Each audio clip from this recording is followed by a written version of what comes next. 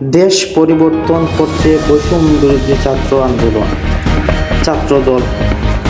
অনেক দুঃখের সাথে বলতে হচ্ছে, দেশে এখনো সাংবাদিক যারা আছে, সাংবাদিকের উপর হত্যা, এমনকি দেখতে পাচ্ছেন এই যে ব্যক্তি সিএনজি শ্রমিক, ও আমার সাথে এই মুহূর্তে যে কাজকর্ম করেছে সেটা কিন্তু অতি রঞ্জিত, এমনকি অতি অন্যায়। এমনকি তার সাথে আরো কয়েকজন ব্যক্তি এখানে আমার সাথে, আমি একা ছিলাম এখানে, আমার সাথে কিন্তু মাইরের পর্যায়ে চলে গেছে সে। তো ওকে আমি প্রশাসকের কাছে দাবি জানাবো, সাংবাদিকের সাথে এমন ব্যবহার, এমন আচরণ করা তার কতটুকু যুক্তিসম্পন্ন। এমনকি আপনারা জনগণ যারা আছেন, আমরা কিন্তু জনস্বার্থে তাদের জন্য আমরা সংবাদ প্রচার করি, কিন্তু তারা আমাদেরকে দেখতে পাচ্ছেন কিভাবে ভোগান্তির মতো, এমনকি কিভাবে টর্চার করতেছে।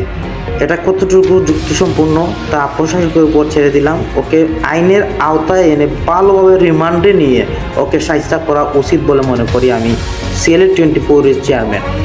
এমনকি আরেকটা কথা বলতে চাই, ও আমাকে গালিগালাজ, এমনকি বিভিন্ন ধরনের উস্কানিমূলক সাংবাদিকদেরকে গালিগালাজ করছে, ও বালের সাংবাদিক এরকম বলছে।